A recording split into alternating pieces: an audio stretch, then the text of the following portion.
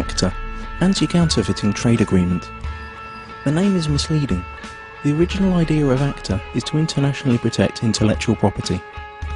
It's supposed to help prevent product and trademark counterfeiting, like fake copies of expensive goods, misusing trademarks, like using a well-known car brand on tampons, for example making General Motors tampons. It will safeguard research investments in development of products, e.g. medical patents or pharmaceutical products.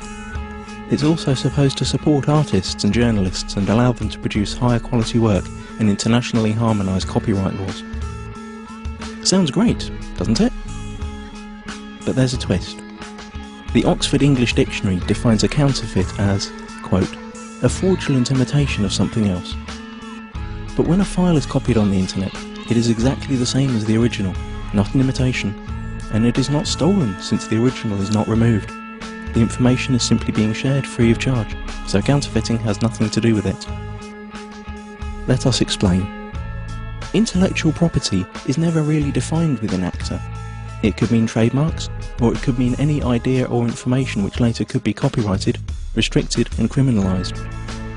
This will have a tremendous effect on the internet as we know it. The actual Acta text covers a huge range of topics and is very complex and hard to grasp, so we will explain what happens on the internet in a hypothetical real-world analogy. Imagine paying for a cookery course. During this course you learn how to cook some really tasty fried chicken. Then you return home and teach the recipe to your wife. But here's the catch. According to Acta, you are now both criminals since you shared that information for free when only you had paid to learn it. The Acta regulations are clear.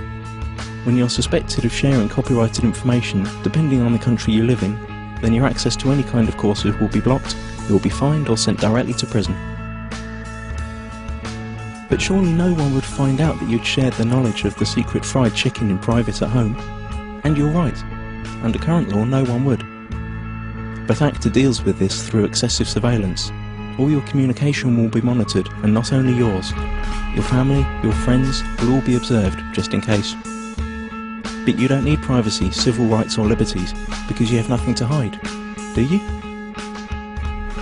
Now that you know the principle, let's see how it will be applied on the internet when Acta comes into effect. You can imagine your internet connection like a conveyor belt running in two directions. Along the conveyor belt, packets of data are coming in and going out of your computer. Under Acta, ISPs, the company you pay for access to the internet, will be forced to open up and inspect every single data package you send or receive to look for copyrighted information. Send or receive copyrighted info several times and you could be disconnected from the internet or face criminal charges. That means if you send an MP3 to your friend through an instant messenger, upload a video of a party which played copyrighted music, or quote a copyrighted newspaper article in an email, you're gone. That's it. As if that wasn't enough, the information about the news article you sent via email will be sent to the publisher, and based on their claims you could be fined or sent to prison. ISPs will also be required to constantly check that no copyrighted material or links to copyrighted material are found anywhere on their servers. This will be fatal for sites that hold any kind of user-generated content, like music, pictures or video. How could YouTube or Twitter work under a law like that? So the internet as we know it is on the brink of destruction. But at least you'd think that the money from all these lawsuits would benefit creative people. But musicians, writers, movie makers, journalists, software developers and researchers also lose, because they are now held by the same rules. Protected ideas now can't be reused, refined or developed any further. Even parts of sentences could be protected and made restricted by copyright. The whole agreement only benefits a small part of the industry, the so-called content mafia. Media publishing companies like the RIAA and the MPAA, who have long tried to solve the internet problem that threatens their obsolete business model. Acta is the result of their lobbying within the governments that participate in the negotiations. Latest leaks indicate that techniques that bypass the planned content filter and blocking infrastructure will also be made illegal. And the worst thing? It's all done in secret. If you're European, it's even being done by people who haven't been elected by the public. You've already seen where this is heading on YouTube. Videos are unavailable in certain geographical areas. This obsessive copy protection is also a great tool for information suppression. Once all the internet filters and blocking techniques are in place, virtually all information tagged as copyright could be suppressed. Maybe your critical blog or Twitter account, or the video you made about rigged elections and environmental catastrophes, or even the pictures of your kittens. Okay, maybe not your kittens. Not unless you painted a Coca-Cola logo onto their fur. This all sounds unbelievable for everyone who's had even a small glimpse of how the net works.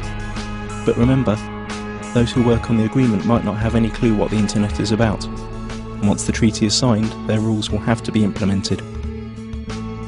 The consequences we have to deal with are internet censorship, restricted freedom of speech, loss of net neutrality due to the restrictions of the use of certain protocols, total surveillance of all your online activities, loss of freedoms and restriction of civil rights, punishment like losing your internet access, and we will gain nothing. The time to act for the internet is now.